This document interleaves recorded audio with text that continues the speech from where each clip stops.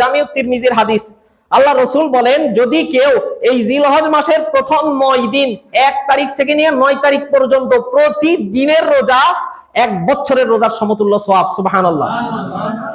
আর প্রতিদিনে প্রতি রাতে 10 রাত আছে, এই 10 রাতের ইবাদতের ফজিলত হচ্ছে শবে কদরের রাত্রি ইবাদত করলে যেই সওয়াব, এর প্রতি রাতে সেই সওয়াব আল্লাহ রাব্বুল আলামিন দান করেন।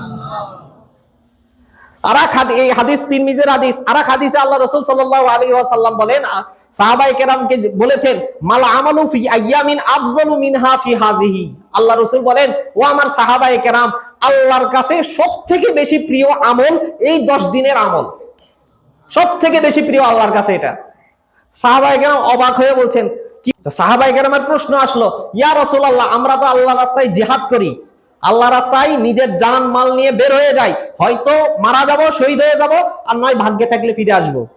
জিহাদের চাইতেও কি এই 10 দিনের আমলের ফজিলত বেশি? আল্লাহ রাসূল বলেন, ওয়ালাল জিহাদ ফি সাবিলিল্লাহ, হ্যাঁ, জিহাদের চাইতেও বেশি সওয়াব এই 10 রাতের আমলের।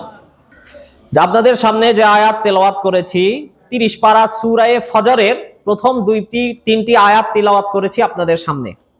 এই আয়াতের মধ্যে আল্লাহ রাব্বুল আলামিন বলছেন, ওয়াল ফাজর, শপথ ফজর কালের, ফজরের সময়ের শপথ করছেন আল্লাহ রাব্বুল আলামিন।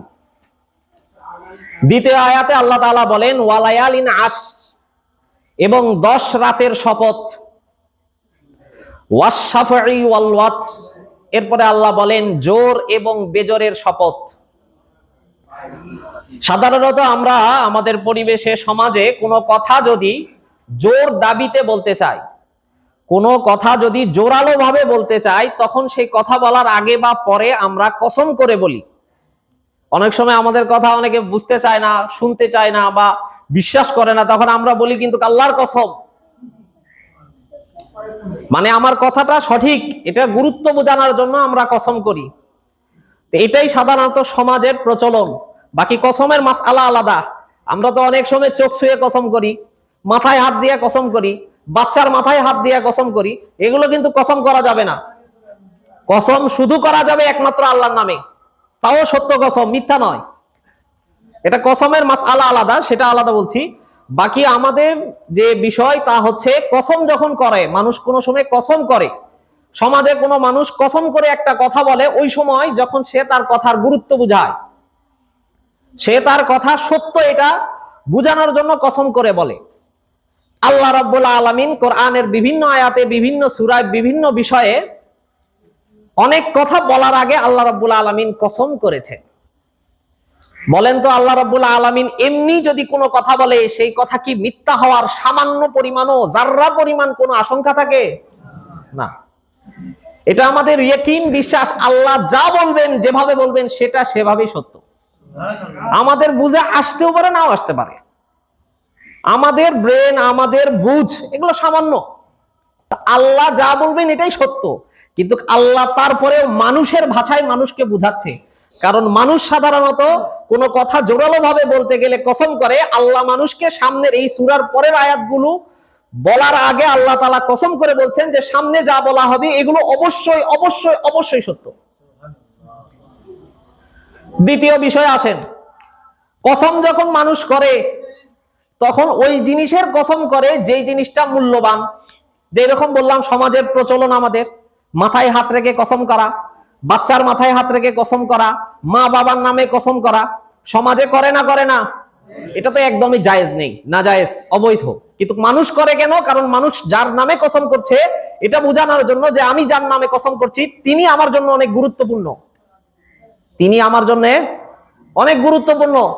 যার নামে কসম করছি তার গুরুত্ব বোঝাচ্ছে যে উনি আমার কাছে অনেক দামি, এই জন্য আমি উনার নামে কসম করছি। আল্লাহ রাব্বুল আলামিন এখানে কসম করছে কয়েকটা বিষয়। তাহলে সেই যেই জিনিসগুলো নিয়ে আল্লাহ কসম করছে, সেই জিনিসগুলো দামি হবে না কম দামি হবে? অবশ্যই দামি হবে, মহা দামি হবে। আল্লাহ প্রথম নম্বর কসম করেন ওয়াল ফাজর, ফজর কালের কসম, ফজরের সময়ের কসম। সাধারণত মুফাসসিরিনে কেরাম বলেছেন ফজরের সময় এটা অনেক মূল্যবান সময়, এই জন্য আল্লাহ রাব্বুল আলামিন এখানে ফজরের সময়ের কসম করছেন। আর কিছু মুফাসসিরিন বিশিষ্ট তাবিঈ হযরত মুজাহিদ রাহমাতুল্লাহি আলাইহি সহ আরো অনেক তাবিঈ, বড় বড় তাবিঈ, উনারা বলেছেন এখানে আল্লাহ রাব্বুল আলামিন যে কসম করেছে এটা সব দিনের ফজরের সময়ের কসম নয়, এটা জিলহজ মাসের 10 তারিখের ফজরের সময়ের কসম। কোন সময়ের? জিলহজ মাসের 10 তারিখের ফজরের সময়ের কসম। কেন তারা এই কথা বলেছেন? মুফাসসিরিনে কেরাম বলেন আরবি দিন গণনা হিসাবে রাত আসে আগে, দিন আসে পরে। আজকে যুলকাদা মাসের 14 তারিখ, 13 তারিখ শেষ আসরের আগে, রাত থেকেই তারিখ পরিবর্তন হয়ে যায়। এমন নয় যে রাত 12টার পরে তারিখ পরিবর্তন হবে, এটা ইংরেজি হিসাব। আরবি হিসাবে দিন শুরু হয় রাত দিয়ে, আগে রাত আসে, এরপরে কি আসে? দিন আসে। কথা বুঝতে না পারলে একটু বলবেন, আমি দরকার পড়লে কথা বারবার বলবো, সমস্যা নেই। আল্লাহ সাধারণত দিন আসে আরবি হিসাবে আগে রাত, তারপরে দিন। তো এটাই সাধারণত নিয়ম, এটাই বছরের অন্যান্য সব দিনের হিসাব এমন, শুধু একদিন বাদ দিয়ে। এই দিন হচ্ছে জিলহজ মাসের 10 তারিখ। কেন? মুফাসসিরিনে কেরাম বলেন যে এই 10 তারিখ, এই দিনের কোনো রাত নেই, এই দিন শুরু হয় ফজরের সময় থেকে। শুধু এটা ঈদের দিন, জিলহজ মাসের 10 তারিখ মানে এটা ঈদের দিন। ঈদ হয় যুলহিজ্জা মাসের 10 তারিখে। এই ঈদের দিনের ফজর, এই দিনের কোনো রাত নেই। কেন রাত নেই? আগের দিন 9 তারিখ, এই 9 তারিখকে বলা হয় আরাফার দিন। আল্লাহ তাআলা এই বছর যাদেরকে কবুল করেছেন তারা এখন চলে গেছেন মক্কায় হজ করার জন্য।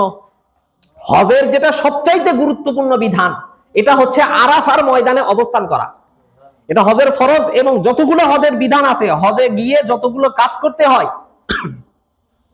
এর মধ্যে সবচাইতে গুরুত্বপূর্ণ বিধান হচ্ছে আরাফার দিন এই আরাফার ময়দানে অবস্থান করা। যদি কোনো হাজী সাহেব এই আরাফার ময়দানে উপস্থিত না হতে পারে, তাহলে তার হজ হবে না। কোন হাজী সাহেব, বুঝেন, কোন হাজী সাহেব আরাফার ময়দানে যদি উপস্থিত হতে না পারে, তাহলে তার কি হবে না? হজই আদায় হবে না। এজন্য আল্লাহ রাব্বুল আলামিন সুযোগ করে দিয়েছেন যে আরাফার ময়দানে যদি কেউ দিনের বেলা উপস্থিত না হতে পারে, আরাফার দিন চলে যাওয়ার পরে যে রাত আসবে, এই রাতেও যদি উপস্থিত হতে পারে, হজ আদায় হয়ে যাবে। মানে ওই রাতটা আরাফার রাত। আবার আগের রাত যেটা আছে, এটা তো আরাফার রাত, কারণ সাধারণ হিসাবে প্রত্যেকটা দিন তার আগে রাত চলে যায়। তো আরাফার 9 তারিখের রাত তো 8 তারিখের দিবাগত রাত তো 9 তারিখের রাত। আবার 9 তারিখের রাতে যদি 10 তারিখ দিবাগত দিনের যে রাত, এটা আগের দিন, এই রাতেও যদি কেউ আরাফার ময়দানে অবস্থান করতে পারে, তাহলে তার হজ কবুল হয়ে যাবে, কারণ ধরা হয় এটা 9 তারিখ। এই জন্য মুফাসসিরিনে কেরাম বলেন আল্লাহ রাব্বুল আলামিন ওয়াল ফাজর বলে যেই ফজরের কসম খেয়েছেন, এটা ওই ফজর যেই দিন শুরু হয়, তারিখ শুরু হয় ফজর থেকে। বুঝে আসছে না? বুঝে আসেনি? তাহলে বোঝা গেল ওই আরাফার দিন, আরাফার পরের দিন অর্থাৎ 10 তারিখ যুলহিজ্জার যে 10 তারিখ, এই 10 তারিখ আল্লাহর কাছে অনেক প্রিয়। কথা তাড়াতাড়ি বলছি। 2 নম্বর আয়াতে বলেন ওয়ালায়ালিন আশ, এবং 10 রাতের কসম। আল্লাহ বলেন 10 রাতের কসম। সংক্ষিপ্ত ভাষায় হযরত আব্দুল্লাহ ইবনে আব্বাস থেকে নিয়ে বড় বড় সাহাবী, ওয়ালায়ালিন আশ মানে আল্লাহ বলেন আমি 10 রাতের কসম করেছি। কয় রাতের? আমরা যারা কথা বলছি, যদি কথা বলি, এমনি সময় কম, আমি কথা আগাতে পারবো না, একটু ধৈর্য ধরে কিছুক্ষণ কথা শোনেন। আল্লাহ বলেন 10 রাতের কসম। এই 10 রাত কোন 10 রাত? মুফাসসিরিনে কেরাম, সবচেয়ে বড় মুফাসসির, রাইসুল মুফাসসিরিন হযরত আব্দুল্লাহ ইবনে আব্বাস বলেন এই 10 রাত, এই 10 রাত মানে জিলহজ মাসের, যুলহিজ্জা মাসের প্রথম 10 রাত। যুলহিজ্জা মাসের প্রথম 10 রাত, আজকে 14 তারিখ চলছে এই মাসের, আগামী মাসের প্রথম 10 রাত। এরপরে সামনে আলোচনা যাচ্ছে যে যুলহজ মাসের ওয়াশাফরি ওয়াল ওয়াত। ওয়াশাফ মানে বেজর, ওয়াশাফুন মানে জোর, ওয়াল ওয়াত মানে বেজর, জোর এবং বেজর। মুফাসসিরিনে কেরাম তাফসীর করেছেন জোর এবং বেজর মানে 10 তারিখ এবং 9 তারিখ এই জিলহজ, আগামী জিলহজ মাসের 10 তারিখ এবং 9 তারিখ। তাহলে এতটুকু আলোচনায় আপনাদের কি বুঝে আসলো? জিলহজ মাসের কোনো ফজিলত আছে ইসলামে, নাকি কোনো ফজিলতই নেই? কেমন ফজিলত, আল্লাহ রাব্বুল আলামিন কসম করেছেন ওই দিন আর রাতগুলোর নাম দিয়ে। বুঝে আসেনি মনে হয় আমাদের? আল্লাহ রাব্বুল আলামিন ওই দিন আর রাতের নামে কি করছেন? কসম করছেন। এটা বোঝানোর জন্য যে এই দিন আর রাত অনেক গুরুত্বপূর্ণ। আমরা অনেক সময় শবে কদরের, আচ্ছা পরের আলোচনায় আসি। তো এই দিন এবং রাত অনেক গুরুত্বপূর্ণ। এই দিন এবং রাতে আমলের সওয়াব কেমন? আল্লাহ রাসূল সাল্লাল্লাহু আলাইহি ওয়াসাল্লাম হাদিসে বলেন, জামিউ তিরমিজির হাদিস, আল্লাহ রাসূল বলেন, যদি কেউ এই জিলহজ মাসের প্রথম 9 দিন 1 তারিখ থেকে নিয়ে 9 তারিখ পর্যন্ত প্রতিদিনের রোজা 1 বছরের রোজার সমতুল্য সওয়াব, সুবহানাল্লাহ। আর প্রতিদিনে প্রতি রাতে 10 রাত আছে, এই 10 রাতের ইবাদতের ফজিলত হচ্ছে শবে কদরের রাত্রি ইবাদত করলে যেই সওয়াব, এর প্রতি রাতে সেই সওয়াব আল্লাহ রাব্বুল আলামিন দান করেন। এই হাদিস তিরমিজির হাদিস। আরেক হাদিসে আল্লাহ রাসূল সাল্লাল্লাহু আলাইহি ওয়াসাল্লাম বলেন, সাহাবায়ে কেরামকে বলেছেন, মাল আমালু ফি আইয়ামিন আফজালু মিনহা ফি হাযিহি। আল্লাহ রাসূল বলেন, ও আমার সাহাবায়ে কেরাম, আল্লাহর কাছে সবথেকে বেশি প্রিয় আমল এই 10 দিনের আমল। সবথেকে বেশি প্রিয় আল্লাহর কাছে এটা। সাহাবায়ে কেরাম অবাক হয়ে বলছেন, কি? সাহাবায়ে কেরামের প্রশ্ন আসলো, ইয়া রাসূলুল্লাহ, আমরা তো আল্লাহর রাস্তায় জিহাদ করি, আল্লাহর রাস্তায় নিজের জান মাল নিয়ে বের হয়ে যাই, হয়তো মারা যাব, শহীদ হয়ে যাব, আর নয় ভাগ্যে থাকলে ফিরে আসব। জিহাদের চাইতেও কি এই 10 দিনের আমলের ফজিলত বেশি? আল্লাহ রাসূল বলেন, ওয়ালাল জিহাদ ফি সাবিলিল্লাহ। হ্যাঁ, জিহাদের চাইতেও বেশি সওয়াব এই 10 রাতের আমলের, 10 দিনের আমলের। শুধু আল্লাহ রাসূল বলেন, ইল্লা রাজুলুন খরাজা বিনাফসিহি ওয়া মালিহি ফালাম ইয়ারজি বিশাইইন। কিন্তু শুধু ওই ব্যক্তি যে আল্লাহর রাস্তায় জানমাল নিয়ে বের হয়ে গেছে কিন্তু ফিরে আসতে আর পারেনি, শহীদ হয়ে গেছে, তার মর্যাদা পাবে না। বাকি অন্যান্য সমস্ত আমলের চাইতে এই 10 দিনের আমলের ফজিলত আল্লাহর কাছে অনেক অনেক দামি।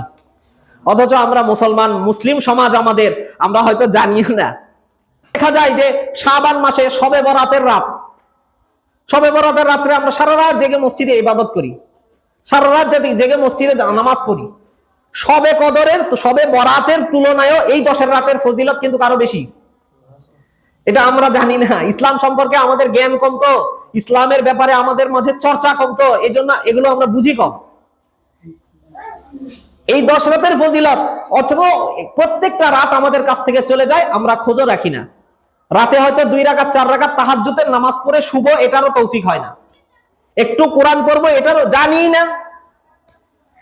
এই জন্য আমাদের প্রত্যেকের দায়িত্ব এই 10 রাত নিজেও আমল করব এবং পরিবারের যারা আছে, বাড়িতে যারা মা বোনরা আছে, তাদেরকেও আমলের কথা বলবো। বলবো না ইনশাআল্লাহ? যাদের আল্লাহ সত্যি সামর্থ্য দিয়েছেন, এই 9 দিন রোজা রাখার চেষ্টা করবেন, 1 তারিখ থেকে নিয়ে 9 তারিখ। আর রাত্রে বেলা কমাস কম যদি সারা রাত ইবাদত করতে পারেন আলহামদুলিল্লাহ, যদি সারা রাত না করতে পারেন অন্তত শোয়ার আগে তাহাজ্জুদের নামাজ, কিছু কোরআন তিলাওয়াত করা, সূরা মুলক পড়ে এরপরে ঘুমাবেন ইনশাআল্লাহ। আল্লাহ তাআলা আবার এশারের নামাজ এবং ফজরের নামাজ যাতে জামাতে হয়, যাতে পুরা রাত ইবাদত করার সওয়াব পান, এটা চেষ্টা করবেন। এবং 9 তারিখ ঈদের আগের দিনের রোজার ফজিলত আরো বেশি। আল্লাহ রাসূল সাল্লাল্লাহু আলাইহি ওয়াসাল্লাম হাদিসে বলেন, সহিহ মুসলিমের হাদিস, আল্লাহ রাসূল বলেন, ইন্নী আহতাসিবু আলাল্লাহ আইয়ুকাফিরাস সানাতাল্লাতী ক্বাবলাহু ওয়াস সানাতাল্লাতী বাদা সিয়ামু ইয়াউমি আরাফা। আল্লাহ রাসূল বলেন, কেউ যদি আরাফার দিন রোজা রাখে, আরাফার দিন মানে কোরবানি ঈদের আগের দিন, এই দিন যদি কেউ রোজা রাখে, আল্লাহ রাব্বুল আলামিন তার 1 বছর পূর্বের এবং 1 বছর পরের যা গুনাহ আছে আল্লাহ রাব্বুল আলামিন সব মাফ করে দিবেন। সুবহানাল্লাহ। সওয়াব বেশি নাকি কম? কম মনে হচ্ছে। আমরা অন্য সময়ের কাজ বুঝি কিছু হলেও, কিন্তু এই 10 দিনের কাজ, এই 10 দিনের আমলের গুরুত্ব এবং চর্চা আমাদের মধ্যে একেবারে কম। এটা আনতে হবে, কারণ আল্লাহ রাব্বুল আলামিন আমাদেরকে এই বিষয়গুলো দিয়েছেন, এই সময়গুলো দিয়েছেন। আমাদের হায়াত কম, কেউ 40 বছর, 20 বছর, 30 বছর, আমার মতো কত যুবক দুনিয়া থেকে চলে গেছে, আমার যে আরো ছোট, আর আমার বন্ধু বান্ধব যারা আছে 2-1 বছর যারা ছোট, এরাও চলে গেছে দুনিয়া থেকে অনেকে। হায়াতের কোনো বিশ্বাস আছে? আল্লাহ রাব্বুল আলামিন হায়াত দিয়েছে আমাদেরকে কম, আগের উম্মতের তুলনায়, কিন্তু আল্লাহ রাব্বুল আলামিন আমাদেরকে যে সময়গুলো দিয়েছেন মূল্যবান, এই সময়গুলো কিন্তু অনেক ফজিলতপূর্ণ। পুরা রমজান মাসে একটা রাত আসে যে রাতকে শবে কদর বলা হয়। এই শবে কদরের 1 রাত্রি ইবাদত করতে পারলে 1000 মাস ইবাদত করার চাইতে বেশি সওয়াব। 1000 মাস মানে এক হিসাবে 83 বছর কয়েক মাস 4 মাসের মতো হয়। 83 বছরের ইবাদতের সওয়াব কয় রাতে পাবেন?